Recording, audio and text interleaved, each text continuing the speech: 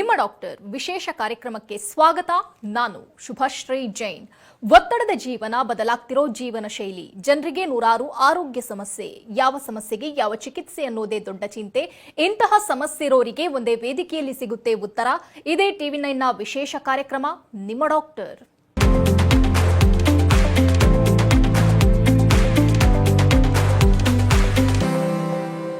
ಈ ಹಿಂದೆ ಗರ್ಭಿಣಿಯರು ಸ್ಕ್ಯಾನಿಂಗ್ಗಳನ್ನ ಮಾಡಿಸಿಕೊಳ್ತಲೇ ಇರಲಿಲ್ಲ. ಸ್ಕ್ಯಾನಿಂಗ್ ಮಾಡೋದ್ರಿಂದ ಭ್ರೂಣದಲ್ಲಿರುವ ಶಿಶುವಿಗೆ ತೊಂದರೆ ಉಂಟಾಗುತ್ತೆ ಎಂಬ ಭಾವನೆ ಸಾಕಷ್ಟು ಜನರಲ್ಲಿ ಇತ್ತು. ಆದರೆ ಈಗ ಹಾಗಲ್ಲ. ನಿರ್ದಿಷ್ಟ ತಿಂಗಳಿನಲ್ಲಿ ಗರ್ಭಿಣಿ ಸ್ಕ್ಯಾನಿಂಗ್ಗಳನ್ನ ಮಾಡಿಸಿಕೊಳ್ಳಲೇಬೇಕು. ಈ ಸ್ಕ್ಯಾನಿಂಗ್ನಿಂದಾಗಿ ಶಿಶುವಿನ ಬೆಳವಣಿಗೆ ಅಥವಾ ಏನಾದರೂ ಸಮಸ್ಯೆಗಳಿದ್ರೆ ತಿಳಿಯಬಹುದಾಗಿದೆ. ಹಾಗಾದ್ರೆ ಗರ್ಭಿಣಿಯರು 9 ತಿಂಗಳ ಗರ್ಭಾವಸ್ಥೆಯ ಸಮಯದಲ್ಲಿ ಎಷ್ಟು ಬಾರಿ ಸ್ಕ್ಯಾನಿಂಗ್ಗೆ ಒಳಗಾಗಬೇಕು, ಯಾವೆಲ್ಲ ಸ್ಕ್ಯಾನಿಂಗ್ಗಳನ್ನ ಮಾಡಬೇಕು, ಇದೆಲ್ಲದರ ಬಗ್ಗೆ ಹೆಚ್ಚಿನ ಮಾಹಿತಿ ನೀಡಲಿದ್ದಾರೆ ಶಾಂತಿ ಗೈನೆಕ್ ಹಾಸ್ಪಿಟಲ್ನ ವೈದ್ಯರಾದ ಶಿಲ್ಪಾ GB. ಡಾಕ್ಟರ್, ಕಾರ್ಯಕ್ರಮಕ್ಕೆ ಸ್ವಾಗತ. ನಮಸ್ತೆ. Okay doctor, first of all ನಾನು ಆಗಲೇ ಹೇಳಿದೆ, ಈ ಹಿಂದೆ ಒಂದು ಮಿತ್ ಇತ್ತು, ಅಂದರೆ ಸ್ಕ್ಯಾನಿಂಗ್ ಮಾಡಬಾರ್ದು, ಸ್ಕ್ಯಾನಿಂಗ್ ಮಾಡಿದ್ರೆ ಮಕ್ಕಳಿಗೆ ಸಮಸ್ಯೆ ಉಂಟಾಗುತ್ತೆ ಅಂತ. ಇದನ್ನು ತಾವು ತಪ್ಪು ಅಂತ ಹೇಗೆ ಪ್ರೂವ್ ಮಾಡ್ತೀರಾ, ಹೇಗೆ ಹೇಳ್ತೀರಾ? ಸೊ ಈ ಸ್ಕ್ಯಾನಿಂಗ್ ಅನ್ನೋದು ಈಗ ಬಂದ್ಬಿಟ್ಟು ಆಲ್ಮೋಸ್ಟ್ ಒಂದು 50 ವರ್ಷಗಳಿಂದ ಇದೆ. ಸೊ ಈ ಸ್ಕ್ಯಾನಿಂಗಲ್ಲಿ ನಾವು ಯೂಸ್ ಮಾಡುವಂಥದ್ದು ಸೌಂಡ್ ವೇವ್ಸ್, ಅಲ್ಟ್ರಾಸೌಂಡ್ ಅಂತ ನಾವೇನು ಹೇಳ್ತೀವಿ, ಆ ಸೌಂಡ್ ವೇವ್ಸನ್ನ ಜಾಸ್ತಿ ಫ್ರೀಕ್ವೆನ್ಸಿಯಲ್ಲಿ ನಾವು ಉಪಯೋಗಿಸಿದಾಗ ಅದು ಕಲರ್ ಚೇಂಜಸ್ ಇರುತ್ತೆ. ಲೈಟ್ ನೀವು ನೋಡಿರೋ ಹಾಗೆ ಬ್ಲ್ಯಾಕು ಮತ್ತು ಗ್ರೇ ಮತ್ತು ವೈಟು ಆ ಥರ ಕಾಣ್ತಾ ಇರುತ್ತೆ. ಸೊ ಈ ಕಲರ್ ವೇರಿಯೇಷನ್ಸು ಆಗೋದು ಸೌಂಡ್ ವೇವ್ಸಿಂದ. ಸೊ ಇದರಲ್ಲಿ ತುಂಬ ಸೇಫ್ಟಿ ಇರುತ್ತೆ. ಹಾಗೆಯೇ ಇದರಿಂದ ತಾಯಿಗಾಗಲಿ ಮಗುಗಾಗಲಿ ಯಾವುದೇ ರೀತಿಯಾದ ಕಾಂಜನೈಟಲ್ ಪ್ರಾಬ್ಲಮ್ಸ್ ಆಗಲಿ ಅಥವಾ ಬೇರೆ ಥರದ್ದು ಅವ್ರ ಹೆಲ್ತಿಗೆ ಅಫೆಕ್ಟ್ ಮಾಡುವಂಥ ಸಮಸ್ಯೆಗಳಾಗಲಿ ಯಾವುದೇ ರೀತಿ ಇರೋದಿಲ್ಲ. ಸೊ ಸ್ಕ್ಯಾನಿಂಗ್ ಅನ್ನೋದು ಅದು ಪ್ರೂವನ್ ಇವಾಗ, ಅದರಿಂದ ಯಾವುದೇ ರೀತಿಯಾದ ತೊಂದರೆಗಳು ಇರೋದಿಲ್ಲ. ಮತ್ತು ಇದರಿಂದ ಬೆನಿಫಿಟ್ಸು ಕೂಡ ತುಂಬಾ ಇದೆ. ಬೆನಿಫಿಟ್ಸ್ ಅಂದರೆ ನಾವು ಐಡೆಂಟಿಫೈ ಮಾಡಿ ಪ್ರಾಬ್ಲಮ್ಸ್ನ ಸಾಲ್ವ್ ಮಾಡೋವಂಥದ್ದು ಏನೇನು ನಾವು ಕಂಡುಹಿಡಿಬೋದು ಪ್ರೆಗ್ನೆನ್ಸಿನಲ್ಲಿ, ಅಂಥದಕ್ಕೆ ಈ ಸ್ಕ್ಯಾನಿಂಗ್ ಅನ್ನೋದು ಒಂದು ನಾವು ವರದಾನ ಅಂತಲೇ ಹೇಳ್ಬೋದು. ಓಕೆ ಡಾಕ್ಟರ್, ಜಸ್ಟ್ ಒಂದು ಕ್ಯೂರಿಯಾಸಿಟಿ ನನಗೆ. ಒಂದು 20 ವರ್ಷದ ಹಿಂದೆ ಹೋದರೆ ಆ ಟೈಮಲ್ಲಿ ಸಾಕಷ್ಟು ಜನರು ಹೇಳ್ತಿದ್ರು ಸ್ಕ್ಯಾನಿಂಗ್ ಮಾಡಬಾರ್ದು, ಮಕ್ಕಳಿಗೆ ತೊಂದರೆ ಆಗುತ್ತೆ ಅನ್ನೋದಾಗಿ. ನಿಜವಾಗ್ಲೂ ಸ್ಕ್ಯಾನಿಂದಾಗಿ ಆ ಟೈಮಲ್ಲಿ ಏನಾದರೂ ತೊಂದರೆ ಆಗ್ತಿತ್ತಾ? ಒಂದು ವೇಳೆ ತೊಂದರೆ ಆಗ್ತಿತ್ತು ಅಂತಂದರೆ ಇವಾಗಿನ ಬದಲಾವಣೆ ಸ್ಕ್ಯಾನಿಂಗ್ನಲ್ಲಿ ಏನು? ಸೊ ಒಂದು ಅಂದರೆ ಎಕ್ವಿಪ್ಮೆಂಟ್ಸು. ಇವಾಗ ಮುಂಚಿನ ಕಾಲದಲ್ಲಿ ಇವಾಗ ಹೇಗೆ ನಾವು ಸೇಫ್ಟಿ ನೋಡ್ಕೋಬೇಕು ಅಂತ ಹೇಳಿದಾಗ, ಸೊ ಎಕ್ವಿಪ್ಮೆಂಟ್ಸ್ ಎಲ್ಲ ಯಾವ ರೀತಿಯಾಗಿರೋಂಥ ಸೌಂಡ್ ವೇವ್ಸ್ ಉಪಯೋಗಿಸ್ಕೋಬೇಕು ಮತ್ತು ಎಷ್ಟೊತ್ತು ಅದನ್ನು ಸ್ಕ್ಯಾನಿಂಗ್ ಮಾಡಿ ತಿಳ್ಕೋಬೇಕು ಅದು. ಆಮೇಲೆ ಎರಡನೇದು ಎಕ್ಸ್ಪರ್ಟೈಸ್. ಈಗ ನಮಗೆ ಎಕ್ಸ್ಪೀರಿಯನ್ಸ್ ಯಾವ ರೀತಿಯಾಗಿ ಬರುತ್ತೆ, ಯಾರೋ ಒಬ್ಬರು ಕಲ್ತ್ಕೊಂಡು ಅದನ್ನು ನೋಡಿ ಅದನ್ನು ಅವ್ರು ಎಕ್ಸ್ಪೀರಿಯನ್ಸ್ ಮಾಡಿದ್ಮೇಲೆ ಇನ್ನೊಬ್ರಿಗೆ ಅವ್ರು ಅದನ್ನು ಹೇಳ್ಕೊಡ್ಬೋದು. ಸೊ ಇವಾಗ ಇತ್ತೀಚಿನ ದಿನಗಳಲ್ಲಿ ನಾವು ನೋಡ್ತಾ ಇರೋಂಥ ಮಿಷಿನರೀಸ್ ಏನಿದೆ ಅದು ಎಕ್ಸಲೆಂಟ್. ಇವಾಗ ಭಾರತ ದೇಶ ಯಾವುದೇ ದೇಶಕ್ಕೆ ಕಡಿಮೆ ಏನೂ ಇಲ್ಲ. ನಮ್ಮಲ್ಲಿ ಕೂಡ ಲೇಟೆಸ್ಟ್ ಮಿಷಿನ್ಸು ಕೂಡ ಇವಾಗ ಅವೈಲೇಬಲ್ ಆಗಿರುತ್ತೆ. ಮುಂಚಿನ ಕಾಲದಲ್ಲಿ ಈ ಥರ ಸ್ಕ್ಯಾನಿಂಗಿಗೆ ನಾವು ಸಿಂಗಾಪುರ್ಗೆ ಹೋಗಬೇಕು, ಇಲ್ಲ ಅಮೇರಿಕಾಗೆ ಹೋಗಬೇಕು, ಇಲ್ಲ ಲಂಡನ್ಗೆ ಹೋಗಬೇಕು, ಆ ಥರದ್ದೆಲ್ಲ ಇರ್ತಾಯಿತ್ತು. ಇವಾಗ ನಮ್ಮಲ್ಲಿನೇ ಶಾಂತಿ ಗೈನೆಕಲ್ಲಿನೇ ನಾವು ಲೇಟೆಸ್ಟ್ ಮಿಷಿನ್, ಅದಕ್ಕೆ E22 ವಾಲುಸಾನ್ BT24 ಅನ್ನೋದನ್ನು ನಾವು ಪರ್ಚೇಸ್ ಮಾಡಿದ್ದೀವಿ. ಸೊ ಇದಕ್ಕೆ ಇದು ಆಲ್ಮೋಸ್ಟ್ ಜಗತ್ತಿನಲ್ಲಿನೇ ಅತ್ಯಂತ ಅಡ್ವಾನ್ಸ್ಡ್ ಆಗಿರುವಂಥ ಅಲ್ಟ್ರಾಸೌಂಡ್ ಮಿಷಿನ್ಸು. ಸೊ ಈ ಥರ ಮಿಷಿನ್ಸ್ನಲ್ಲಿ ಒಂದು ಸೇಫ್ಟಿ ಇರುತ್ತೆ, ಎರಡನೇದು ಕ್ಲಾರಿಟಿ ಇರುತ್ತೆ. ನಮಗೆ ಸ್ಕ್ಯಾನಿಂಗ್ ಮಾಡಲಿಕ್ಕೆ ಏನು ಟೈಮ್ ಬೇಕಾಗತ್ತೆ ಅದು ತುಂಬಾ ಕಡಿಮೆ ಇರುತ್ತೆ. ಸೊ ಏನಕ್ಕೆ ಟೈಮು ಸ್ಕ್ಯಾನಿಂಗ್ನಲ್ಲಿ ಮುಖ್ಯ ಅಂತ ಹೇಳಿದ್ರೆ, ಒಂದು ಇದರಿಂದ ಹೀಟ್ ಏನು ಜನರೇಟ್ ಆಗುತ್ತೆ ಅದು ಮಗುಗೆ ಯಾವುದೇ ರೀತಿಯಾದ ತೊಂದರೆಗಳೇನು ಅದರಿಂದ ಆಗೋದಿಲ್ಲ. ಸೊ ಮುಂಚಿನ ಕಾಲದಲ್ಲೆಲ್ಲ ಹಳೆ ಮಿಷಿನ್ನಲ್ಲಿ ಅದು ಒಂದು ಅಲಾರಾಮ್ ಅಂತ ಇರ್ತಾಯಿತ್ತು. ಸೊ ಇಂತಿಷ್ಟು ಟೈಮ್ ಆದಮೇಲೆ ಅದು ಬೀಪ್ ಆಗ್ತಾ ಇತ್ತು, ಅಂದರೆ ಇದಕ್ಕಿಂತ ಜಾಸ್ತಿ ಹೋದರೆ ಮಗುಗೆ ಹೀಟ್ ಜಾಸ್ತಿ ಆಗ್ಬೋದು ಅನ್ನೋ ಥರ. ಸೊ ಈ ಥರದ್ದು ಪ್ರಾಬ್ಲಮ್ಸ್ ಎಲ್ಲ ಇವಾಗಿನ ಕಾಲದಲ್ಲೆಲ್ಲ ಏನೂ ಇರೋದಿಲ್ಲ. ಹಾಗೆಯೇ ನಮ್ಮ ಎಕ್ಸ್ಪೀರಿಯನ್ಸು. ಸೊ ನಮಗೆ ನಮ್ಮ ಸೀನಿಯರ್ಸ್ ಹೇಳ್ಕೊಟ್ಟಿದ್ದಾರೆ, ನಮಗೆ ಇಲ್ಲಿ ಕಲ್ತಿರೋಂಥ ಡಾಕ್ಟರ್ಸು ಅವರು ನಮಗೆ ಹೇಳ್ಕೊಟ್ಟಿರ್ತಾರೆ. ಸೊ ಈ ರೀತಿ ಇದ್ದರೆ ಈ ರೀತಿ ಇರುತ್ತೆ ಅಂತ. ಸೊ ಡೆಫಿನೆಟ್ಲಿ ಈ ಟ್ರೈನಿಂಗ್ಗಳಿಂದ ನಮ್ಮ ಏನು ಎಕ್ಸ್ಪರ್ಟೈಸ್ ಇರುತ್ತೆ ಅದು ತುಂಬಾ ಇಂಪ್ರೂವ್ ಆಗಿದೆ. ಅಡ್ವಾನ್ಸ್ಡ್ ಟೆಕ್ನಾಲಜಿಯಿಂದ ಕೂಡ ನಮಗೆ ತುಂಬಾ ಇವಾಗಿನ ಕಾಲದಲ್ಲಿ ಬೆನಿಫಿಟ್ ಕೂಡ ಆಗಿದೆ. ಓಕೆ ಡಾಕ್ಟರ್, ಈ 9 ತಿಂಗಳ ಗರ್ಭಾವಸ್ಥೆಯಲ್ಲಿ ಗರ್ಭಿಣಿ ಮಹಿಳೆ ಎಷ್ಟು ಸ್ಕ್ಯಾನಿಂಗ್ಗಳನ್ನು ಮಾಡ್ಕೋಬೇಕಾಗತ್ತೆ? ಸೊ ನಾವು ಸಜೆಸ್ಟ್ ಮಾಡೋದು 4 important scanning low risk pregnancy ಇದ್ದಾಗ. ಲೋ ರಿಸ್ಕ್ ಪ್ರೆಗ್ನೆನ್ಸಿ ಅಂದರೆ ಏನು? ಸೊ ನ್ಯಾಚುರಲ್ ಆಗಿ ಪ್ರೆಗ್ನೆನ್ಸಿ ಆಗಿರ್ತಾರೆ, ಅವರಿಗೆ 40ಗಿಂತ ಜಾಸ್ತಿ ವಯಸ್ಸಿರೋದಿಲ್ಲ, ಅವ್ರಿಗೆ ಯಾವುದೇ ರೀತಿಯಾದ BP, ಶುಗರ್, ಥೈರಾಯ್ಡ್ ಎಲ್ಲ ಏನೂ ಇರೋದಿಲ್ಲ, ಮತ್ತು ಅವ್ರಿಗೆ ಮುಂಚೆ ಮಿಸ್ಕ್ಯಾರೇಜಸ್ ಏನೂ ಆಗಿರೋದಿಲ್ಲ, ಅವರಿಗೆ ರಿಲೇಷನಲ್ಲಿ ಮ್ಯಾರೇಜ್ ಇರೋದಿಲ್ಲ, IVF ಅಥವಾ IUI ಇಂದ ಯಾವುದೇ ರೀತಿಯಾದ ಟ್ರೀಟ್ಮೆಂಟಿಂದ ಅವರೇನು ಕನ್ಸೀವ್ ಆಗಿರೋದಿಲ್ಲ. ಸೊ ಇಂಥವ್ರಿಗೆ ನಾವು ಲೋ ರಿಸ್ಕ್ ಪ್ರೆಗ್ನೆನ್ಸಿ ಅಂತ ಹೇಳ್ತೀವಿ. ಯಾವುದೇ ರೀತಿಯಾದ ಕಾಂಪ್ಲಿಕೇಶನ್ಸ್ ಇಲ್ಲದೆ ಇರುವಾಗ 4 ಸ್ಕ್ಯಾನಿಂಗು ಮುಖ್ಯ. ಒಂದು ಅರ್ಲಿ ಪ್ರೆಗ್ನೆನ್ಸಿ ಸ್ಕ್ಯಾನಿಂಗ್, ಇದನ್ನು ನಾವು ಮಾಡೋದು 6ರಿಂದ 8 ವಾರ. 6ರಿಂದ 8 ವಾರನ ನಾವು ಯಾವ ರೀತಿ ಕ್ಯಾಲ್ಕುಲೇಟ್ ಮಾಡ್ತೀವಿ ಅಂದರೆ ಅವ್ರದ್ದು ಕೊನೆ ಮುಟ್ಟಿನ ದಿನದಿಂದ ಅಲ್ಲಿಂದ ಕ್ಯಾಲ್ಕುಲೇಟ್ ಮಾಡ್ತೀವಿ. ಎರಡನೇ ಇಂಪಾರ್ಟೆಂಟ್ ಸ್ಕ್ಯಾನಿಂಗ್ ಅಂದರೆ NT ಸ್ಕ್ಯಾನಿಂಗ್. ಇದನ್ನು ನಾವು ಮಾಡೋದು 11ರಿಂದ 14 ವಾರದ ಒಳಗಡೆ. ಸೊ ಇನ್ನೊಂದು ಅನಾಮಲಿ ಸ್ಕ್ಯಾನಿಂಗು. ಸೊ ಇದು ಅನಾಮಲಿ ಸ್ಕ್ಯಾನಿಂಗು ತುಂಬ ಇಂಪಾರ್ಟೆಂಟ್ ಸ್ಕ್ಯಾನಿಂಗ್. ಇದು ಅರೌಂಡ್ ಬಿಟ್ವೀನ್ 19 to 22 ವೀಕ್ಸ್ನಲ್ಲಿ ನಾವು ಇದನ್ನು ಮಾಡ್ತೀವಿ. ಲಾಸ್ಟ್ ಸ್ಕ್ಯಾನಿಂಗ್ ಬಂದ್ಬಿಟ್ಟು ಗ್ರೋತ್ ಸ್ಕ್ಯಾನ್. ಸೊ ಇದನ್ನು 34 ವೀಕ್ಸಿಂದ 38 ವೀಕ್ಸ್ ಒಳಗಡೆ ಯಾವಾಗಾದ್ರೂ ಇದನ್ನು ಮಾಡ್ಕೋಬೋದು. ಸೊ ಇದು 4 ಅಲ್ಟ್ರಾಸೌಂಡ್ ಸ್ಕ್ಯಾನಿಂಗ್, ಸೋನೋಗ್ರಫಿ ಅಂತ ನಾವೇನು ಹೇಳ್ತೀವಿ, ಇದು 4 ಲೋ ರಿಸ್ಕ್ ಪ್ರೆಗ್ನೆನ್ಸಿನಲ್ಲಿ ತುಂಬಾ important. So high risk pregnancy ಅಂತ ಬಂದಾಗ, ಸೊ ನಾನು ಹೇಳಿದ್ದು ಏನೇನು ಫ್ಯಾಕ್ಟರ್ಸ್ ಇರುತ್ತೆ, ಅದರಲ್ಲಿ ಯಾವುದಾದ್ರೂ ಒಂದು ಫ್ಯಾಕ್ಟರ್ ಇದ್ದರೂ ಕೂಡ ಕೆಲವೊಂದು ಸತಿ ನಾವು 5 ಸ್ಕ್ಯಾನಿಂಗ್ ಮಾಡಬೇಕಾಗುತ್ತೆ, ಕೆಲವೊಂದು ಸತಿ 6 ಸ್ಕ್ಯಾನಿಂಗ್ ಮಾಡಬೇಕಾಗತ್ತೆ. ಸೊ ಅದು ಡಿಪೆಂಡ್ಸ್. ಸೊ ಅವರಿಗೆ ಸ್ವಲ್ಪ ಬ್ಲೀಡಿಂಗ್ ಕಾಣಿಸ್ಕೋಬೋದು, ಅಥವಾ ಅವರಿಗೆ ಡೇಟ್ಸಲ್ಲಿ ಸ್ವಲ್ಪ ವ್ಯತ್ಯಾಸಗಳಿರ್ಬೋದು, ಅಥವಾ ಅವರು ಮಗು ಗ್ರೋತ್ನಲ್ಲಿ ಸ್ವಲ್ಪ ಏರ್ಪೇರ್ ಇರ್ಬೋದು. ಕೆಲವೊಂದು ಫೈಂಡಿಂಗ್ಸು NT ಸ್ಕ್ಯಾನ್ ಅಥವಾ ಅನಾಮಲಿ ಸ್ಕ್ಯಾನ್ನಲ್ಲಿ ಇದ್ದಾಗ ಅವ್ರಿಗೆ ನಾವು ಫ್ರೀಕ್ವೆಂಟಾಗಿ ಸ್ಕ್ಯಾನಿಂಗಿಗೆ ಕರಿಬೋದು. 7ನೇ ತಿಂಗಳಲ್ಲಿರ್ಬೋದು ಅಥವಾ 9ನೇ ತಿಂಗಳಲ್ಲಿರ್ಬೋದು. ಸೊ ಈ ಥರ ಹೈ ರಿಸ್ಕ್ ಪ್ರೆಗ್ನೆನ್ಸಿನಲ್ಲಿ ಸ್ವಲ್ಪ ಸ್ಕ್ಯಾನಿಂಗ್ಸ್ ಎಲ್ಲ ನಾವು ಫ್ರೀಕ್ವೆಂಟಾಗಿ ಮಾಡಬೇಕಾಗತ್ತೆ, ಮಗುವಿನ ಡೆವಲಪ್ಮೆಂಟು ಮತ್ತು ಗ್ರೋತ್ನ ನಾವು ಮಾನಿಟರ್ ಮಾಡಲಿಕ್ಕೆ. ಓಕೆ ಡಾಕ್ಟರ್, ತಾವು ಹೇಳಿದ್ರಿ ಯಾವ್ಯಾವ ರೀಸನ್ಗೆ ನಾವು ಸ್ಕ್ಯಾನಿಂಗ್ ಮಾಡ್ತೀವಿ ಅನ್ನೋದಾಗಿ. ತಾವೊಂದು ಪಾಯಿಂಟ್ನ ಹೇಳಿದ್ರಿ, IVF ಮಾಡಿದ್ರೆ ನಾವು ಸ್ಕ್ಯಾನಿಂಗ್ ಮಾಡ್ತೀವಿ ಅಂತ. ಇನ್ ಕೇಸ್ ಫಸ್ಟ್ ಪ್ರೆಗ್ನೆನ್ಸಿಯಲ್ಲಿ ಅವ್ರು ಏನಾದರೂ IVF ಮಾಡ್ಕೊಂಡಿದ್ರು, ನೆಕ್ಸ್ಟ್ ಅವ್ರದ್ದು ನ್ಯಾಚುರಲ್ ಪ್ರೆಗ್ನೆನ್ಸಿ ಅಂತ ಅಂದ್ಕೊಳ್ಳಿ, ಆ ಟೈಮಲ್ಲಿ ಸ್ಕ್ಯಾನಿಂಗ್ ಮಾಡುವಂಥದ್ದು, ಆ ಸ್ಕ್ಯಾನಿಂಗ್ ಏನಾದರೂ ಸ್ಪೆಷಾಲಿಟಿ ಇದೆಯಾ? ಅಂದರೆ ಇದೇ ಸ್ಕ್ಯಾನಿಂಗ್ ಮಾಡಬೇಕು ಅಥವಾ ನಾರ್ಮಲ್ ಪ್ರೆಗ್ನೆನ್ಸಿ ಟೈಮಲ್ಲಿ ಮಾಡುವಂಥ ಸ್ಕ್ಯಾನಿಂಗೇ ಮಾಡ್ತೀರಾ ಹೇಗೆ? ನಾರ್ಮಲ್ ಪ್ರೆಗ್ನೆನ್ಸಿಯಲ್ಲಿ ಮಾಡುವಂಥ ಸ್ಕ್ಯಾನಿಂಗೇ ಮಾಡ್ತೀವಿ. ಎಲ್ಲರಿಗೂ IVF ಇಂದ ಇರ್ಬೋದು, IUI ಇಂದ ಇರ್ಬೋದು, ಅಥವಾ ಇನ್ನೊಂದು ಮತ್ತೊಂದು ಡೋನರ್ ಎಗ್ಗಿಂದ ಇರ್ಬೋದು, ಯಾವುದೇ ರೀತಿ ಪ್ರೆಗ್ನೆನ್ಸಿ ಆದರೂ ಕೂಡ ಅವರಿಗೆ ಈ 4 ಸ್ಕ್ಯಾನಿಂಗ್ ಮಾತ್ರ ಕಂಪಲ್ಸರಿಯಾಗಿ ಮಾಡ್ತೀವಿ. ಬೇರೆ ಸ್ಪೆಷಲ್ ಸ್ಕ್ಯಾನಿಂಗ್ ಏನಾದರೂ ಮಾಡಬೇಕಂದ್ರೆ, ಸ್ಪೆಷಲ್ ಸ್ಕ್ಯಾನಿಂಗ್ ಅಂದರೆ ಏನು? ಒಂದು ಫೀಟಲ್ ಎಕೋ ಅಂತ ಇರುತ್ತೆ, ಅಂದರೆ ಮಗುವಿನ ಹಾರ್ಟನ್ನು ನಾವು ಡೀಟೇಲ್ ಆಗಿ ಸ್ಟಡಿ ಮಾಡೋದು.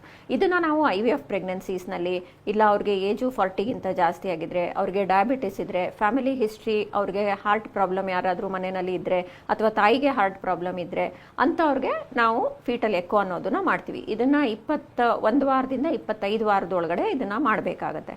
ಹಾಗೆಯೇ ಬೇರೆ ಡಾಪ್ಲರ್ ಸ್ಟಡೀಸ್ ಅಂತ ಬರುತ್ತೆ, ಅಂದರೆ ಮಗುವಿಗೆ ಎಷ್ಟು ರಕ್ತ ಚಲನೆ ಆಗ್ತಾ ಇದೆ, ಆಕ್ಸಿಜನ್ ಸಪ್ಲೈ ಎಷ್ಟು ಆಗ್ತಾ ಇದೆ ಅಂತ ನೋಡಲಿಕ್ಕೆ. ಇದು ನಾವೇನಾದರೂ ಮಗು ಗ್ರೋತ್ ಏನಾದರೂ ಕಡಿಮೆ ಇದೆ ಅಂತ ನಾವು ಸಸ್ಪೆಕ್ಟ್ ಮಾಡಿದಾಗ, ಅದನ್ನು ಯಾವಾಗ ಸಸ್ಪೆಕ್ಟ್ ಮಾಡ್ತೀವಿ? ನಾವು 32 ವಾರದಲ್ಲಿ ಸ್ಕ್ಯಾನಿಂಗ್ ಮಾಡಿದಾಗ ಸಸ್ಪೆಕ್ಟ್ ಮಾಡ್ಬೋದು, ಅಥವಾ ತಾಯಿ ವೆಯ್ಟ್ ಜಾಸ್ತಿ ಆಗದೆ ಇರುವಾಗ ನಾವು ಸಸ್ಪೆಕ್ಟ್ ಮಾಡ್ಬೋದು, ಅಥವಾ ನಾವು ಅವ್ರ ಹೊಟ್ಟೆ ಮುಟ್ಟಿ ನೋಡಿದಾಗ ಅದೇ ಅಷ್ಟಾಗಿ ಯೂಟ್ರಸ್ಸು ದಪ್ಪ ಆಗಿಲ್ಲ ಅಂತ ಹೇಳಿದಾಗ ಆವಾಗ ನಾವು ಈ ಥರದ್ದು ಡಾಪ್ಲರ್ ಸ್ಟಡೀಸ್ನ ಕೂಡ ನಾವು ಸಜೆಸ್ಟ್ ಮಾಡ್ತೀವಿ. ಇದು ಬಿಟ್ಟರೆ ಬೇರೆ ಅಂತ ಸ್ಪೆಷಲ್ ಸ್ಕ್ಯಾನ್ಸ್ ಆ ಥರದ್ದೆಲ್ಲ ಏನೂ ಇರೋದಿಲ್ಲ. ಓಕೆ ಡಾಕ್ಟರ್, ಇವಾಗ ಅರ್ಲಿ ಪ್ರೆಗ್ನೆನ್ಸಿ ಸ್ಕ್ಯಾನ್ ಅಂತ ತಾವು ಹೇಳಿದ್ರಿ ಮಾಡ್ತೀವಿ ಅಂತ, ಇದನ್ನ ಏನಕ್ಕೆ ಮಾಡ್ತೀರಿ? ಇದನ್ನ ಮಾಡಿದ್ರೆ ಏನು ಸಮಸ್ಯೆಗಳನ್ನ ಪತ್ತೆ ಹಚ್ಚಬಹುದು? ಈ ಅರ್ಲಿ ಪ್ರೆಗ್ನೆನ್ಸಿ ಸ್ಕ್ಯಾನಿಂಗ್ ಅಥವಾ ಡೇಟಿಂಗ್ ಸ್ಕ್ಯಾನಿಂಗ್ ಅನ್ನೋದು ತುಂಬ ಮುಖ್ಯ. ಇದನ್ನು 6ರಿಂದ 8 ವಾರದಲ್ಲಿ ನಾವು ಮಾಡ್ತೀವಿ. ಇದು ವೆಜೈನಲ್ ಸ್ಕ್ಯಾನಿಂಗ್ ಮಾಡಿದಾಗ ತುಂಬ ಅಕ್ಯುರೇಸಿ ಇರುತ್ತೆ. ಸೊ ಇದು ಹೊಟ್ಟೆ ಮೇಲಿಂದ ಫುಲ್ ಬ್ಲಾಡರ್ನಲ್ಲಿ ಮಾಡಿದಾಗ ಕೆಲವೊಂದು ಸತಿ ಅಷ್ಟು ಕ್ಲಾರಿಟಿ ಇರೋದಿಲ್ಲ.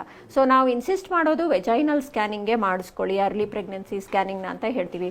ಕೆಲವೊಬ್ರು ಇದರಿಂದ ಮಗುಗೆ ತೊಂದರೆ ಆಗಲ್ವಾ, ಮಗುಗೆ ಪ್ರೆಷರ್ ಆಗಲ್ವಾ ಅಂತ ಕೇಳ್ತಾರೆ. ಮಗು ಇರೋದು 5 ವಾರದಲ್ಲಿ 1 ಸೆಂಟಿಮೀಟ್ರು. ಸೊ 7 ವಾರದಲ್ಲಿ ಮಗುದು ಏನು ಸ್ಯಾಕ್ ಅಂತ ನಾವೇನು ಹೇಳ್ತೀವಿ ಅದು ಒಂದು 2.5ರಿಂದ 3 ಸೆಂಟಿಮೀಟರ್ ಇರುತ್ತೆ ಅಷ್ಟೇ. ಸೊ ಇದು ನಾವು ವೆಜೈನಲ್ ಸ್ಕ್ಯಾನಿಂಗ್ ಮಾಡುವಾಗ ಅದರಿಂದ ಆಗಲಿ ಏನೂ ಸಮಸ್ಯೆಗಳೇನೂ ಆಗೋದಿಲ್ಲ. ಮಗು ತುಂಬಾ ದೂರ ಇರುತ್ತೆ. ನಮ್ಮ ವೆಜೈನಲ್ ಪ್ರೋಬ್ ನಾವು ಹಾಕೋದು ಬರೀ ವೆಜೈನಾದಲ್ಲಿ, ಅದು ಯೂಟ್ರಸ್ಗೆ ಯಾವುದೇ ರೀತಿಯಾದ ತೊಂದರೆಗಳೇನು ಅದರಿಂದ ಆಗೋದಿಲ್ಲ. ಡಾಕ್ಟರ್, ಅನಾಮಲಿ ಸ್ಕ್ಯಾನ್ ಅಂದರೆ ಏನು? ಜೊತೆಗೆ ಇದನ್ನು ಯಾವ ಟೈಮಲ್ಲಿ ಮಾಡ್ತೀರಾ?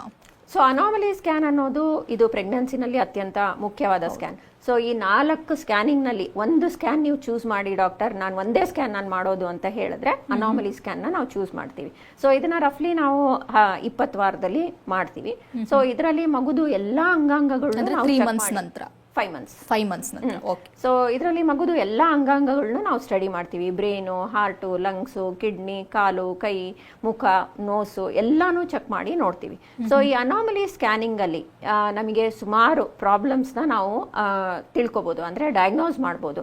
ಕೆಲವೆಲ್ಲ ಲೀಥಲ್ ಅನಾಮಲೀಸ್ ಅಂತ ಹೇಳ್ತೀವಿ, ಅಂದ್ರೆ ಆ ಮಗು ಹುಟ್ಟಿದ ಮೇಲೆ ಅದಕ್ಕೆ ಜೀವಂತವಾಗಿ ಇರೋದಕ್ಕೆ ಶಕ್ತಿ ಇರೋದಿಲ್ಲ.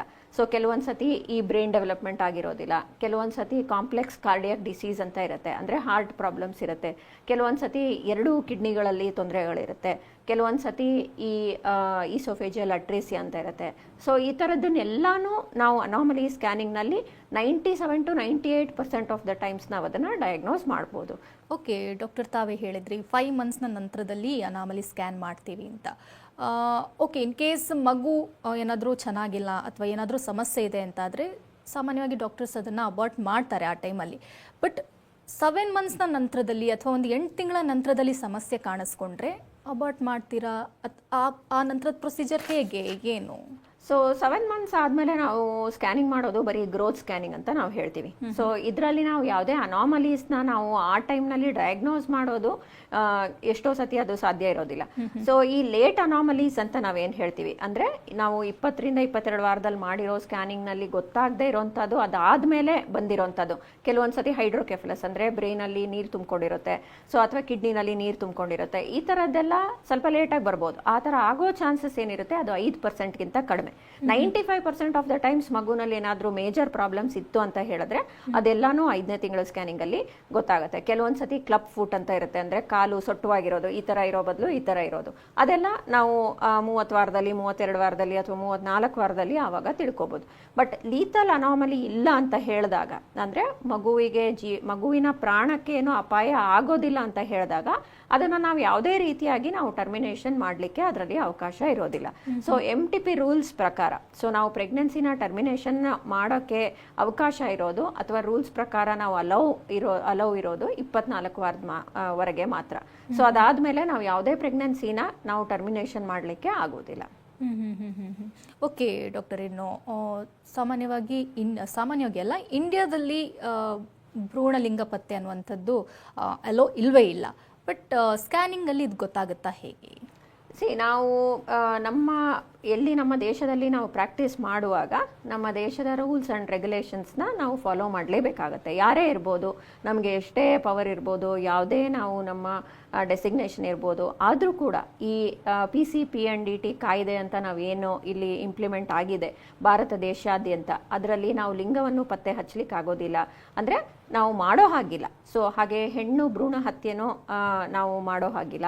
ಸೊ ಇದೆಲ್ಲ ನಮ್ಮ ಪ್ರಕಾರ ಇಟ್ ಈಸ್ ನಾಟ್ ಗುಡ್. ಅದು ಒಂದು ಮಹಾಪಾಪ. ಅದನ್ನೆಲ್ಲ ನಾವು ಐಡೆಂಟಿಫೈ ಮಾಡೋದಾಗ್ಲಿ ಅಥವಾ ಅವ್ರಿಗೆ ತಿಳಿಸೋದಾಗ್ಲಿ ಯಾವುದನ್ನು ನಾವು ಮಾಡೋ ಹಾಗಿಲ್ಲ.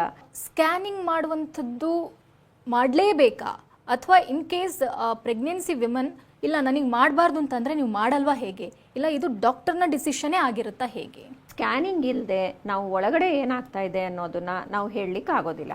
ಸೊ ಇವಾಗ ಸ್ಕ್ಯಾನಿಂಗ್ ಎಷ್ಟು ಇಂಪಾರ್ಟೆಂಟ್ ಆಗಿಬಿಟ್ಟಿದೆ ಅಂದರೆ, ನಾವು ಆಬ್ಸ್ಟೆಟಿಷಿಯನ್ನಿನ 3ನೇ ಕಣ್ಣು ಅಂತ ನಾವು ಹೇಳ್ತೀವಿ ಅದಕ್ಕೆ. ಯಾಕೆ ಅಂತ ಹೇಳಿದರೆ ಅದು ಅಷ್ಟು ನಮ್ಮ ಪ್ರಾಕ್ಟೀಸ್ನಲ್ಲಿ ನಮಗೆ ಹೆಲ್ಪ್ ಮಾಡುತ್ತೆ. ಸೊ ಇವಾಗ ಕೆಲವು ಸತಿ ನಾವು ನೋಡಿದ್ದೀವಿ, ಅವರು IVFನಲ್ಲಿ ಕನ್ಸೀವ್ ಆಗಿರ್ತಾರೆ, 2 ತಿಂಗಳಲ್ಲಿ ಫುಲ್ಲು ಬ್ಲೀಡಿಂಗ್ ಆಗಿ ಆಲ್ಮೋಸ್ಟ್ ಒಂದು 2-3 ಪ್ಯಾಡ್ ಚೇಂಜ್ ಮಾಡ್ಕೊಂಡೇ ಬಂದಿರ್ತಾರೆ, ಎಲ್ಲ ಅಬಾರ್ಷನ್ ಆಗೋಗ್ಬಿಟ್ಟಿದೆ ಅಂತ. ನಾವು ಸ್ಕ್ಯಾನಿಂಗ್ ಮಾಡಿದ್ರೆ ಎಲ್ಲ ಮಗು ಎಲ್ಲ ಹಾರ್ಟ್ ಬೀಟ್ ಎಲ್ಲ ಚೆನ್ನಾಗಿರುತ್ತೆ. ಅಂಥದ್ದನ್ನೇ ಎಷ್ಟೊಂದು ನಾವು ಹೆಲ್ತಿ ಮಗು ಕೂಡ ನಾವು ಡೆಲಿವರಿ ಮಾಡಿದ್ದೀವಿ. ಸೊ ಬರೀ ನಾವು ಸಿಂಪ್ಟಮ್ಸ್ ಇಟ್ಕೊಂಡು ನಮ್ಮ ಕ್ಲಿನಿಕಲ್ ಅಕ್ಯುಮೆನಿಂದ ನಾವು ಡಿಸಿಷನ್ ತಗೊಳೋ ಕಾಲ ಎಲ್ಲ ಹೊರಟೋಯ್ತು ಇವಾಗ. ಸೊ ಇವಾಗ ನಮ್ಮ ಹತ್ರ ಟೆಕ್ನಿಕ್ ಅಥವಾ ನಮ್ಮ ಟೆಕ್ನಾಲಜಿ ಇಲ್ಲ ಅಂದರೆ ಅದು ಬೇರೆ ವಿಷಯ. ಸೊ ಟೆಕ್ನಾಲಜಿ ಇದ್ದು, ಎಕ್ಸ್ಪರ್ಟೈಸ್ ಇದ್ದು, ಎಕ್ಸ್ಪೀರಿಯನ್ಸ್ ಇದ್ದು ನಾವು ಮಾಡಲಿಲ್ಲ ಅಂದರೆ ಅದು ತಪ್ಪಾಗುತ್ತೆ ನನ್ನ ಪ್ರಕಾರ. ಸೊ ನಾವು ಏನೇ ಇದ್ರೂ ನಮ್ಮ ಜನಕ್ಕೆ ನಾವು ನಮ್ಮ ಬೆಸ್ಟ್ ಸರ್ವಿಸ್ನ ನಾವು ಕೊಡಬೇಕು. ಸೊ ನಾವು ಅವ್ರಿಗೆ ಗೊತ್ತಿರಲ್ಲ, ನಾವು ಅದನ್ನು ತಿಳಿಸಿ ಹೇಳಬೇಕು. ಇದನ್ನು ಮಾಡಿದ್ರೆ ಇಷ್ಟು ಒಳ್ಳೇದಾಗುತ್ತೆ. ನಾವೆಲ್ಲ ಹೇಳಿದ್ಮೇಲೂ ಅವ್ರು ರೆಫ್ಯೂಸ್ ಮಾಡಿದ್ರೆ, ಇಲ್ಲ ನನಗೆ ಬೇಡವೇ ಬೇಡ, ನನಗೆ ನೀವು ಹೇಳಿರೋದೆಲ್ಲ ಅರ್ಥ ಆಗಿದೆ, ಆದ್ರೂ ಕೂಡ ನನಗೆ ಮನಸ್ಸು ಒಪ್ತಾ ಇಲ್ಲ, ನನಗೆ ಬೇಡ ಅಂತ ಹೇಳಿದಾಗ ನಾವು ಅವ್ರ ಸಿಗ್ನೇಚರ್ ತೊಗೊತೀವಿ. ನಾವು ಯಾವುದು ಸ್ಕ್ಯಾನಿಂಗ್ ಏನು ಮಾಡೋದಿಲ್ಲ. ಈ ಸ್ಕ್ಯಾನಿಂಗ್ ಮಾಡೋದ್ರಲ್ಲಿ ಡಾಕ್ಟರ್ ಎಕ್ಸ್ಪೀರಿಯನ್ಸ್ ಎಷ್ಟು ಇಂಪಾರ್ಟೆಂಟ್ ಆಗುತ್ತೆ? ಅಂದರೆ ಇಂತಿಷ್ಟು ವರ್ಷ ಎಕ್ಸ್ಪೀರಿಯನ್ಸ್ ಇದ್ದವ್ರು ಮಾತ್ರ ಇದನ್ನು ಮಾಡಬೇಕು, ಆ ಥರ ಏನಾದರೂ ಇದೆಯಾ ಹೇಗೆ? ಸೊ ಕಾಮನ್ ಆಗಿ ಸ್ಕ್ಯಾನಿಂಗ್ ಮಾಡೋರೆಲ್ಲಾನು ಎಕ್ಸ್ಪೀರಿಯನ್ಸ್ಡ್ ಇರೋರೇ ಇರ್ತಾರೆ. ಯಾರು ಕೂಡ ಹಾಗೆ ರಿಪೋರ್ಟ್ ಬರೀಬೇಕು, ಈ ಥರ ಮಗುನಲ್ಲಿ ಪ್ರಾಬ್ಲಮ್ ಇದೆ ಅಥವಾ ಈ ಥರ ರಿಸ್ಕ್ ಇದೆ ಅಂತ ಬರೀಬೇಕು ಅಂದರೆ ಅದಕ್ಕೆ ತುಂಬಾ ಎಕ್ಸ್ಪೀರಿಯನ್ಸ್ ಬೇಕಾಗುತ್ತೆ. ಸೊ ಹೇಗೆ ನಾವು ಬೇರೆದ್ರಲ್ಲೆಲ್ಲನೂ ಎಕ್ಸ್ಪೀರಿಯನ್ಸ್ ನೋಡ್ತೀವಿ, ಇವಾಗ ಡೆಲಿವರಿ ಮಾಡಲಿಕ್ಕೆ ನಮ್ಮ ಎಕ್ಸ್ಪೀರಿಯನ್ಸ್ ಎಷ್ಟಿದೆ ಅಂತ ಎಲ್ಲರೂ ನೋಡಿಕೊಂಡೇ ಬರ್ತಾರೆ. ಅದೇ ರೀತಿ ಸ್ಕ್ಯಾನಿಂಗಲ್ಲೂ ಕೂಡ ಅದು ತುಂಬ ಮುಖ್ಯ. ಸೊ ಸ್ಕ್ಯಾನಿಂಗಲ್ಲಿ ಅವ್ರು ಮಾಡಿ ಮಾಡಿ ಮಾಡಿ ಮಾಡಿ ಅವ್ರಿಗೆ ಅಭ್ಯಾಸ ಆಗ್ಬಿಟ್ಟಿರುತ್ತೆ. ವೆಯ್ಟ್ ಅಕ್ಯುರೆಸಿ ಏನಿರುತ್ತೆ, ಇವಾಗ ಕೊನೆ ಮೊಮೆಂಟಲ್ಲಿ ನಾವು ಸ್ಕ್ಯಾನಿಂಗ್ ತೆಗೆಸಿರ್ತೀವಿ, ಕೆಲವೊಬ್ಬರು ವೆಯ್ಟು 4 kg ಅಂತ ಕೊಟ್ಟಿರ್ತಾರೆ, ಕೆಲವೊಂದು ಸತಿ ಅದು ಬರೀ 3 kg ಇರುತ್ತೆ. ಸೊ ಈ ಥರ ವೇರಿಯೇಷನ್ಸ್ನ ಎಕ್ಸ್ಪೀರಿಯನ್ಸ್ ಇರೋರ ಹತ್ರ ನಾವು ಸ್ಕ್ಯಾನ್ ಮಾಡಿಸಿದಾಗ ಅದೆಲ್ಲ ಕೂಡ ನಾವು ಸ್ವಲ್ಪ ಮಟ್ಟಿಗೆ ಅಕ್ಯುರೆಸಿ ಇಂಪ್ರೂವ್ ಮಾಡ್ಕೋಬೋದು. ಹಾಗೆಯೇ ಡಯಾಗ್ನೋಸಿಸಲ್ಲಿ ಸೊ ಎಷ್ಟೇ ಎಕ್ಸ್ಪೀರಿಯನ್ಸ್ ಇದ್ರೂ ಕೂಡ ಒಂದು ಅವ್ರ ಎಕ್ಸ್ಪೀರಿಯನ್ಸ್ನಲ್ಲಿ 1% ಅವರು ಮಿಸ್ ಮಾಡ್ಬೋದು. ಸೊ ಯಾರು 100% ಕರೆಕ್ಟ್ ಇರಲ್ಲ. ಬಟ್ ಆದಷ್ಟು ನಾವು ಎಷ್ಟಾಗುತ್ತೋ ಅಷ್ಟು ಅನಾಮಲೀಸ್, ಅಂದರೆ ಕೆಲವು ಸತಿ ಸೀಳ್ ತುಟಿ ಇರುತ್ತೆ, ಕೆಲವು ಸತಿ ಕ್ಲಬ್ ಫೂಟ್ ಇರುತ್ತೆ, ಕೆಲವು ಸತಿ ಈ ಕಿವಿನಲ್ಲಿ ಪ್ರಾಬ್ಲಮ್ಸ್ ಇರ್ಬೋದು, ಅಂದರೆ ಕಿವಿ ಸ್ವಲ್ಪ ಕೆಳಗಡೆ ಇರೋದು ಅಥವಾ ಆ ಥರದ್ದೆಲ್ಲ ಕೆಲವೆಲ್ಲ ತುಂಬ ಹೈ ಎಂಡ್ ಇರೋದನ್ನ ಸೊ ಎಕ್ಸ್ಪೀರಿಯನ್ಸ್ ಇರೋಂಥ ಡಾಕ್ಟರ್ಸ್ ಏನಿರ್ತಾರೆ ಸೊ ಅವರು ಅದನ್ನು ಬೇಗ ಪಿಕಪ್ ಮಾಡಿಕೊಂಡು ಅವರು ನಮಗೆ ಹೇಳ್ತಾರೆ. ಸೊ ಈ ಥರ ರಿಪೋರ್ಟಿಂಗ್ ನಾವು ಕೊಟ್ಟಿದ್ದೀವಿ, ಸೊ ಇದನ್ನು ನೀವು ಸ್ವಲ್ಪ ಫಾಲೋ ಅಪ್ ಮಾಡ್ಕೊಳ್ಳಿ ಅಂತ ಹೇಳಿದಾಗ ನಾವು ಕೂಡ ಅದ್ರ ಪ್ರಕಾರನೇ ನಾವು ಟ್ರೀಟ್ಮೆಂಟ್ನ ಕೊಡ್ಬೋದು. ಓಕೆ ಡಾಕ್ಟರ್, ತಾವೇ ಹೇಳಿದ್ರಿ ಸೀಳು ತುಟಿ ಆ ಥರದ್ದೆಲ್ಲ ಸಮಸ್ಯೆ ಕಂಡು ಬರುತ್ತೆ ಅಂತ. ಇದು ಯಾವ ಸ್ಕ್ಯಾನಿಂಗಲ್ಲಿ ಅಂದರೆ ಎಷ್ಟು ಮಂತ್ನ ಸ್ಕ್ಯಾನಿಂಗ್ ನಂತರದಲ್ಲಿ ಗೊತ್ತಾಗುತ್ತೆ ಡಾಕ್ಟರ್? ಸೊ ಯೂಶಲಿ ಇದನ್ನೆಲ್ಲ ನಾವು ನೋಡೋದು ಅನಾಮಲಿ ಸ್ಕ್ಯಾನಿಂಗ್ 5 ಮಂತ್ಸ್ನ ನಂತರದಲ್ಲಿ. ಓಕೆ, ಇನ್ ಕೇಸ್ ಇದೊಂದು ಸಣ್ಣ ಸಮಸ್ಯೆ ಅಂತಲೇ ಹೇಳಬಹುದು. ಪೇರೆಂಟ್ಸ್ಗಳಿಗೆ ಅಂದರೆ ಗರ್ಭಿಣಿ ಮಹಿಳೆಗೆ ಹೇಳಿದಾಗ ಇಂಥ ಸಮಸ್ಯೆ ಇದೆ ಅಂತಂದರೆ ಮಗನ ಉಳಿಸ್ಕೋತೀರಾ ತೆಗಿತಾರೆ ಏನು ಆ ಟೈಮಲ್ಲಿ ಡಿಸಿಷನ್ ತಗೋತೀರಾ, ಏನು ವಿಚಾರ? ಇದೆಲ್ಲ ಯಾವುದು ಲೀಥಲ್ ಪ್ರಾಬ್ಲಮ್ಸ್ ಅಲ್ಲ. ಅಂದರೆ ಸೀಳ್ ತುಟಿಯಲ್ಲೂ ಎಷ್ಟೊಂದು ಥರದ್ದು ಇರುತ್ತೆ. ಅದ್ರ ಒಳಗಡೆ ನಾವು ಕ್ಲೆಫ್ಟ್ ಲಿಪ್ ಬಗ್ಗೆ ನಾವು ಮಾತಾಡ್ತಾ ಇರೋದು, ಅದ್ರ ಜೊತೆನಲ್ಲಿ ಕ್ಲೆಫ್ಟ್ ಪ್ಯಾಲೆಟ್ ಅಂತ ಇರುತ್ತೆ. ಸೊ ಇದರಲ್ಲಿ ಉಸಿರಾಟಕ್ಕೆ ಏನಾದರೂ ತೊಂದರೆ ಇದೆಯಾ ಅಥವಾ ಮಗುಗೆ ಊಟ ಮಾಡ್ಲಿಕ್ಕೆ ಇದ್ರೆ ಹಾಲು ಕುಡಿಯುವಾಗ ತೊಂದರೆ ಆಗೋಂಥ ಚಾನ್ಸಸ್ ಇರುತ್ತಾ, ಸೊ ಅದರಲ್ಲೂ ಸಿವಿಯರಿಟಿ ಅಸೆಸ್ ಮಾಡಿ ನೋಡ್ತೀವಿ, ಮತ್ತೆ ಅವ್ರಿಗೆ ಆಪ್ಷನ್ಸ್ ಹೇಳ್ತೀವಿ. ಯೂಶಲಿ ಇದೆಲ್ಲ ಕರೆಕ್ಟಬಲ್ ಪ್ರಾಬ್ಲಮ್ಸೇ ಇರುತ್ತೆ. ಬಟ್ ಏನಂದ್ರೆ ನಾವು ಸ್ಕ್ಯಾನಿಂಗ್ ಮಾಡಿ ಅವ್ರಿಗೆ ಮುಂಚಿತವಾಗಿ ಹೇಳಿದಾಗ ಅವ್ರು ಮೆಂಟಲಿ ಪ್ರಿಪೇರ್ ಆಗಿರ್ತಾರೆ. ಡೆಲಿವರಿ ಆದ್ಮೇಲೆ ಓ ಈ ತರ ಇದೆ, ನಾವು ಇದನ್ನ ಈ ತರ ಸರ್ಜರಿ ಮಾಡಿಸ್ಕೋಬೇಕಾಗತ್ತೆ ಡೆಲಿವರಿ ಆದ್ಮೇಲೆ ಅಂತ. ಸೊ ಅವರ ಏನು ಆ ಶಾಕ್ ಇರುತ್ತೆ ಡೆಲಿವರಿ ಆದ್ಮೇಲೆ, ಓ ಇಷ್ಟೆಲ್ಲ ಸ್ಕ್ಯಾನಿಂಗ್ ಮಾಡಿಸಿದ್ವಿ, ಇಷ್ಟೆಲ್ಲ ಚೆಕಪ್ ಮಾಡಿಸಿದ್ವಿ, ಇದು ಗೊತ್ತೇ ಆಗ್ಲಿಲ್ವಲ್ಲ ಅನ್ನೋ ಶಾಕ್ ಏನಿರುತ್ತೆ ಅದು ಇರೋದಿಲ್ಲ. ಸೊ ಸ್ಕ್ಯಾನಿಂಗ್ ಅನ್ನೋದು ನಾವು ಬರೀ ತಿಳ್ಕೊಳೋದಕ್ಕೋಸ್ಕರ ಅಷ್ಟೇನೆ. ಸ್ಕ್ಯಾನಿಂಗ್ ಮಾಡ್ಬಿಟ್ಟು ಅದೇ ಟೈಮ್ನಲ್ಲಿ ಟ್ರೀಟ್ಮೆಂಟ್ ಕೊಡೋಂಥ ಕಂಡೀಷನ್ಸ್ ಎಲ್ಲ ತುಂಬಾನೇ ಕಡಿಮೆ. ಸೊ ನಾವು ಅರ್ಥ ಮಾಡ್ಕೋಬೇಕಾಗಿರೋದೇನು ಅಂದರೆ ಸ್ಕ್ಯಾನಿಂಗ್ನಲ್ಲಿ ನಾವು ಪತ್ತೆ ಹಚ್ಬೋದು ಅಷ್ಟೇ, ಡಯಾಗ್ನೋಸ್ ಮಾಡ್ಬೋದು, ಅವರಿಗೆ ಕೌನ್ಸಿಲಿಂಗ್ ಮಾಡ್ಬೋದು, ಅವರಿಗೆ ತಿಳಿಸ್ಬೋದು ಈ ಥರ ಇದೆ, ಡೆಲಿವರಿ ಆದಮೇಲೆ ನೀವು ಇದನ್ನು ಎಕ್ಸ್ಪೆಕ್ಟ್ ಮಾಡ್ಬೋದು ಅಂತ. ಬಟ್ ಅದು ಬಿಟ್ಟರೆ ಬೇರೆ ಹೆಚ್ಚಿನ ಮಟ್ಟದ್ದೇನೋ ನಾವು ಸ್ಕ್ಯಾನಿಂಗಲ್ಲಿ ನಾವೇನು ಅಚೀವ್ ಮಾಡಲ್ಲ. ಅಂದರೆ ಜಾಸ್ತಿ ಸ್ಕ್ಯಾನಿಂಗ್ ಮಾಡಿದ್ರೆ ಎಲ್ಲ ಚೆನ್ನಾಗಿ ಆಗ್ಬಿಡುತ್ತಾ ಅಂತ ಹೇಳಿದ್ರೆ ಏನು ಡಿಫ್ರೆನ್ಸ್ ಏನೂ ಆಗಲ್ಲ. ಇರೋ ಮಗು ಅದೇನೆ, ನಾವು 5 ಸ್ಕ್ಯಾನಿಂಗ್ ಮಾಡಿದ್ರು ಅದೇ ಮಗು ಹೊರಗಡೆ ಬರೋದು, ನಾವು 2 ಸ್ಕ್ಯಾನಿಂಗ್ ಮಾಡಿದ್ರು ಅದೇ ಮಗುನೇ ಹೊರಗಡೆ ಬರೋದು. ಓಕೆ ಡಾಕ್ಟರ್, ಇವಾಗ ಯಾವ ರೀಸನ್ಗೋಸ್ಕರ ಅಬಾರ್ಷನ್ ಮಾಡ್ತಾರೆ? ಫಾರ್ ಒಂದು 5 ತಿಂಗಳ ನಂತರ ಸ್ಕ್ಯಾನಿಂಗ್. ಯೂಶಲಿ ನಾವು ಅಬಾರ್ಷನ್ ಎಲ್ಲ ಮಾಡೋದು ಅರೌಂಡ್ 19 to 20 ವೀಕ್ಸ್. ಅನಾಮಲಿ ಸ್ಕ್ಯಾನಿಂಗ್ನಲ್ಲಿ ಏನಾದರೂ ಸಮಸ್ಯೆ ಇದ್ದರೆ ಮಾಡ್ತೀವಿ, ಇಲ್ಲ NT ಸ್ಕ್ಯಾನಿಂಗ್ನಲ್ಲಿ ಏನಾದರೂ ಸಮಸ್ಯೆ ಇದ್ದರೆ ನಾವು ಮಾಡ್ತೀವಿ. ಸೊ NT ಸ್ಕ್ಯಾನಿಂಗ್ ಅದನ್ನು ಕೂಡ ತುಂಬಾ ಮುಖ್ಯವಾದ ಒಂದು ಸ್ಕ್ಯಾನಿಂಗ್. ಅದನ್ನು ನಾವು ಮಾಡೋದು 11ರಿಂದ 14 ವಾರದೊಳಗಡೆ ನಾವು ಮಾಡ್ತೀವಿ. ಅದರಲ್ಲಿ ನಾವು ಮಗುವಿನ ಮೂಗಿನ ಬೋನನ್ನು ನಾವು ಚೆಕ್ ಮಾಡ್ತೀವಿ, ಮತ್ತು ಹಾಗೆ ನೆಕ್ಕಿನ ಮೆಷರ್ಮೆಂಟನ್ನ ನಾವು ತೊಗೊತೀವಿ, ಹಾಗೆ ಮಗುವಿನ ಬ್ರೈನ್ ಡೆವಲಪ್ಮೆಂಟ್ ಆಗಿದೆಯಾ ಅಂತ ಚೆಕ್ ಮಾಡ್ತೀವಿ, ಮಗುವಿಗೆ ಕಾಲು ಕೈ ಎಲ್ಲ ಡೆವಲಪ್ಮೆಂಟ್ ಆಗಿದೆಯಾ ಅನ್ನೋದನ್ನು ನಾವು ಚೆಕ್ ಮಾಡ್ತೀವಿ NT ಸ್ಕ್ಯಾನಿಂಗ್ನಲ್ಲಿ. ಸೊ ಈ NT ಸ್ಕ್ಯಾನಿಂಗ್ನಲ್ಲಿ ನಾವು ಮೇನ್ ಆಗಿ ನೋಡೋದು ಜೆನೆಟಿಕ್ ಪ್ರಾಬ್ಲಮ್ಸ್ನ. ಜೆನೆಟಿಕ್ ಪ್ರಾಬ್ಲಮ್ಸ್ ಅಂದರೆ ಇರೋದು ಕಾಮನ್ ಆಗಿ 3 ಜೆನೆಟಿಕ್ ಪ್ರಾಬ್ಲಮ್ಸ್ ನಾವು ನೋಡ್ತೀವಿ: down syndrome, Edward syndrome, Patau syndrome ಅಂತ. ಅಂದರೆ ಇದರಲ್ಲೆಲ್ಲಾನು ಬುದ್ಧಿಮಾಂದ್ಯತೆ ಇರೋಂಥ ಮಕ್ಕಳು ಹುಟ್ಟುತ್ತಾರೆ ಅಂತ ಅನ್ನೋದಕ್ಕೆ. ಸೊ ಇದರಲ್ಲಿ ನೇಸಲ್ ಬೋನ್ ಅಂದರೆ ಮೂಗಿನ ಬೋನ್ ಇರೋದಿಲ್ಲ. ಇದರಲ್ಲಿ NT ಅನ್ನೋದೇನಿರುತ್ತೆ ನೆಕ್ ಮೆಷರ್ಮೆಂಟು ಅದು ದಪ್ಪವಾಗಿರುತ್ತೆ. ಅದು ನಾರ್ಮಲ್ ಆಗಿ ವಿತಿನ್ 3 millimeter ಇರಬೇಕು. ಅದು 3 millimeterಗಿನ್ನ ಜಾಸ್ತಿ ಇದ್ದಾಗ ಅದು ಅಬ್ನಾರ್ಮಲ್ ಅಂತ ನಾವು ಹೇಳ್ತೀವಿ. ಸೊ ಈ ಥರದ್ದೇನಾದರೂ ಪ್ರಾಬ್ಲಮ್ಸ್ ಬಂದರೆ ನಾವು ಆ ಟೈಮ್ನಲ್ಲಿ ಅವ್ರಿಗೆ ಟರ್ಮಿನೇಷನ್ನ ನಾವು ಸಜೆಸ್ಟ್ ಮಾಡ್ತೀವಿ. ಏನಾದರೂ ಪ್ರೂವ್ ಆಯಿತು ಅದು ಜೆನೆಟಿಕಲಿ ಅಬ್ನಾರ್ಮಲಿಟಿ ಇದೆ ಅಂದರೆ, ಇಲ್ಲ ಮೆದುಳು ಬೆಳವಣಿಗೆ ಆಗಿರಲಿಲ್ಲ ಅಂತ ಹೇಳಿದ್ರೆ, ಅಂದರೆ ಅದಕ್ಕೆ ಆನನ್ಕೆಫಲಿ ಅಂತ ನಾವು ಹೇಳ್ತೀವಿ. ಇಲ್ಲ ಒಂದು ಕಾಲೇ ಡೆವಲಪ್ ಆಗಿಲ್ಲ, ಅಥವಾ 2 ಕಾಲು ಬೇರೆ ಬೇರೆ ಇಲ್ಲ, 2 ಕಾಲು ಅಂಟ್ಕೊಂಡಿದೆ ಒಂದಕ್ಕೊಂದು, ಇಲ್ಲ ಕೈ ಮಿಸ್ಸಿಂಗ್ ಇದೆ, ಇಲ್ಲ ಹಾರ್ಟ್ ಏನಾದರೂ ಬಲಗಡೆ ಇರೋ ಬದಲು ಎಡಗಡೆ ಇದೆ, ಆ ಥರ ಏನಾದರೂ ಎಡಗಡೆ ಇರೋ ಬದಲು ಬಲಗಡೆ ಇದೆ, ಆ ಥರ ಏನಾದರೂ ಇದ್ದ ಸಮಸ್ಯೆ ಆಗುತ್ತೆ. ಡೆಕ್ಸ್ಟ್ರೋಕಾರ್ಡಿಯಾ, ಅದ್ರ ಜೊತೆನಲ್ಲಿ ಮಲ್ಟಿಪಲ್ ಪ್ರಾಬ್ಲಮ್ಸ್ನು ಇರ್ಬೋದು. ಸೊ ಈ ಥರ ಮಲ್ಟಿಪಲ್ ಅನಾಮಲೀಸ್ ಇರುವಾಗ ನಾವು ಸಜೆಷನ್ನ ನಾವು ಮಾಡ್ತೀವಿ. ಅಂದರೆ ಇದು it is not compatible with life. ಅದು ಸ್ವಂತವಾಗಿ ಬದುಕಲಿಕ್ಕೆ ಆಗೋದಿಲ್ಲ ಅನ್ನೋ ಸಿಚುವೇಶನಲ್ಲಿ ನಾವು ಅದನ್ನು ಟರ್ಮಿನೇಷನ್ನ ಸಜೆಸ್ಟ್ ಮಾಡ್ತೀವಿ. ಸೊ ಅದರಲ್ಲಿ ಕಾರ್ಡಿಯಾಕ್ ಪ್ರಾಬ್ಲಮ್ಸು ಒಂದು ಮುಖ್ಯವಾದದ್ದು, ಬ್ರೈನಿನ ಪ್ರಾಬ್ಲಮ್ಸು, ಬುದ್ಧಿ ಅಂದರೆ ಬ್ರೈನಲ್ಲಿ ಪ್ರಾಬ್ಲಮ್ಸ್ ಇರುವಂಥದ್ದು ಅದು ಕೂಡ ತುಂಬ ಒಂದು ಕಾಮನ್ ಆಗಿ ನಾವು ನೋಡುವಂಥದ್ದು. ಹಾಗೆಯೇ ಕಿಡ್ನಿ ಪ್ರಾಬ್ಲಮ್ಸು ಕೂಡ ನಾವು ಕಾಮನ್ ಆಗಿ ನೋಡುವಂಥದ್ದು. ಸೊ ಈ ಥರ ಮಲ್ಟಿಪಲ್ ಅನಾಮಲೀಸ್ ಇರುವಾಗ ಕೂಡ ನಾವು ಪ್ರೆಗ್ನೆನ್ಸಿ ಟರ್ಮಿನೇಷನ್ಗೆ ಸಜೆಸ್ಟ್ ಮಾಡ್ತೀವಿ. ಸೊ ಒಂದು ರೇರ್ ಕೇಸ್ ನಾನು ನೋಡಿದ್ದು ಅಂತ ಹೇಳಿದ್ರೆ ಈ ಕಣ್ಣಿನ ಗುಡ್ಡೆಗಳು ಅದು ಫಾರ್ಮ್ ಆಗಿರಲಿಲ್ಲ, ಆರ್ಬಿಟ್ಸ್ ಅಂತ ನಾವು ಹೇಳಿ ಅದು 5 months 5 ಮಂತ್ ಸ್ಕ್ಯಾನಿಂಗ್ ಅಲ್ಲಿ ನಮಗೆ ಗೊತ್ತಾಗುತ್ತೆ. ಸೊ ಅದು ಕಣ್ಣೇ ಅದು ನಮಗೆ ಕರೆಕ್ಟಾಗಿ ಅನಾಮಲಿನೇ ಏನು ಅಂತ ಗೊತ್ತಾಗಲ್ಲ, ಬಟ್ ಕಣ್ಣು ಆರ್ಬಿಟ್ಸ್ ಏನಿರುತ್ತೆ ಅದು ಫಾರ್ಮ್ ಆಗಿಲ್ಲ ಅಂತ. ಸೊ ಇದನ್ನು ಕೂಡ ನಾವು ಟರ್ಮಿನೇಷನ್ ಮಾಡಿದೀವಿ. ಸೊ ಈ ಥರದನ್ನೆಲ್ಲ ನಾವು ತುಂಬ ನಮ್ಮ ಎಕ್ಸ್ಪೀರಿಯನ್ಸ್ ಆದಂಗೆ ನಾವು ರೇರ್ ಪ್ರಾಬ್ಲಮ್ಸ್ನ ಕೂಡ ನಾವು ನೋಡ್ತಾ ಹೋಗ್ತೀವಿ. ಓಕೆ ಡಾಕ್ಟರ್, ಈಗ 5 months ಆ ಟೆಸ್ಟ್ ಇರುತ್ತಲ್ವಾ, ಅದರಲ್ಲಿ ಮಗುಗೆ ಕಿವಿ ಕೇಳಿಸುತ್ತಾ, ಕಣ್ ಕಾಣಿಸುತ್ತಾ ಅದು ಗೊತ್ತಾಗುತ್ತೆ? ಅದು ಗೊತ್ತಾಗಲ್ಲ. ಅದು ಎಷ್ಟು ಟೈಮ್ನ ನಂತರ? ಅದು ಹುಟ್ಟಿದ ಮೇಲೆನೇ ಗೊತ್ತಾಗೋದು.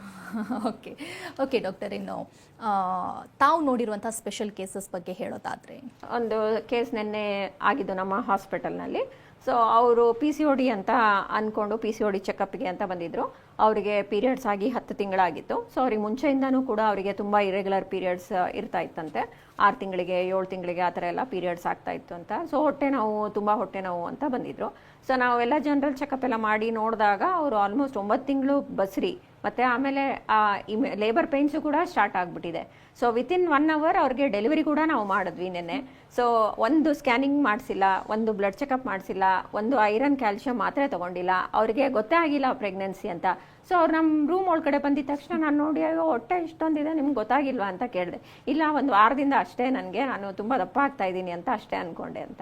ಸೊ ಹಾಗೇನೆ ನಾವು ಚೆಕ್ ಮಾಡಿದಾಗ ಇಲ್ಲ, ಇಷ್ಟು ಹೊಟ್ಟೆ ನೋವು ಇದೆ, ಆಲ್ಮೋಸ್ಟ್ ಫುಲ್ಲಿ ಡೈಲೇಟೆಡ್ ಇದ್ದೀರಾ ಅಂತ ಹೇಳಿದ್ರೆ, ಇಲ್ಲ ನಾನು ಸುಮ್ಮನೆ ನೆನ್ನೆ ಎಲ್ಲೋ ಹೊರಗಡೆ ತಿಂದಿದ್ವಿ, ಅದಕ್ಕೆ ಈ ಥರ ಆಗಿರ್ಬೋದು ಹೊಟ್ಟೆ ನೋವು ಅಂತ ಹೇಳಿದ್ರು. So by God's grace 2.5 kg ಮಗು ಹೆಲ್ತಿ ಆಗಿದೆ. ಸೊ ನಾವು ಅನ್ಕೊಳ್ಳೋದು ಅಂದರೆ ಇದನ್ನೆಲ್ಲ ನಾವು ಸ್ಕ್ಯಾನಿಂಗ್ ಮಾಡಿಸ್ಲಿಲ್ಲ, ಬ್ಲಡ್ ಟೆಸ್ಟ್ ಮಾಡಿಸ್ಲಿಲ್ಲ, ಇದು ಮೆಡಿಸಿನ್ ತಗೊಂಡ್ಲಿಲ್ಲ ಅಂದ್ರೆ ನಮ್ಮ ಮಗು ಚೆನ್ನಾಗಿರಲ್ಲ ಅಂತ ನಾವು ಅನ್ಕೊಂತೀವಿ. ಬಟ್ ಪ್ರೆಗ್ನೆನ್ಸಿ ಅನ್ನೋದು ಅದು ಸಹಜ ಪ್ರಕ್ರಿಯೆ, ಅಂದ್ರೆ it is a natural process. ನಾವು ಅದನ್ನ ಕಮರ್ಷಿಯಲೈಸ್ ಮಾಡ್ತಾ ಇದೀವಿ. ಅಲ್ಲೆಲ್ಲೋ ಯೋಗ ಇನ್ಸ್ಟ್ರಕ್ಟರ್ ಅಂತೆ, ಪ್ರೆಗ್ನೆನ್ಸಿ ಯೋಗ ಅಂತೆ, ಪ್ರೆಗ್ನೆನ್ಸಿ ಡಯಟ್ ಅಂತೆ, ಈ ಪ್ರೋಟೀನ್ ಬಾರು, ಈ ಪ್ರೋಟೀನ್ ಶೇಕು, ಈ ಥರದ್ದೆಲ್ಲ ನಾವು DHA ಸಪ್ಲಿಮೆಂಟ್ಸ್ ತಗೋಬೇಕು, ಮಗು ಬೆಳ್ಳಗಾಗಬೇಕು, ಡಿಸೈನರ್ ಬೇಬೀಸು ಅದನ್ನೆಲ್ಲ. ಸೊ ನ್ಯಾಚುರಲ್ ಆಗಿ ನಾವು ಎಷ್ಟು ಹೋಗ್ತೀವಿ ಅಷ್ಟು ಒಳ್ಳೇದು. Thank you so much doctor, ಸಾಕಷ್ಟು ಮಾಹಿತಿನ ತಾವು ಹಂಚ್ಕೊಂಡ್ರಿ. Thank you so much. Thank you. ವೀಕ್ಷಕರೇ, ಡಾಕ್ಟರ್ನ ನೇರವಾಗಿ ಭೇಟಿಯಾಗಬೇಕು ಅಂದ್ರೆ ಅಡ್ರೆಸ್ ಪ್ಲೇಟ್ ಇಂತಿದೆ, ನೋಟ್ ಮಾಡ್ಕೊಳ್ಳಿ. ಶಾಂತಿ ಗೈನಾಕ್ ಹಾಸ್ಪಿಟಲ್, 679 11ನೇ ಮುಖ್ಯ ರಸ್ತೆ, 36ನೇ cross, 4th block, Jayanagar, Bengaluru. ದೂರವಾಣಿ ಸಂಖ್ಯೆ 9591787988, ಮತ್ತೊಂದು ಸಂಖ್ಯೆ 7676779106. ಇದು ಇವತ್ತಿನ ನಿಮ್ಮ ಡಾಕ್ಟರ್. ನಿರಂತರ ಸುದ್ದಿಗಾಗಿ ನೋಡ್ತಾ ಇರಿ TV9.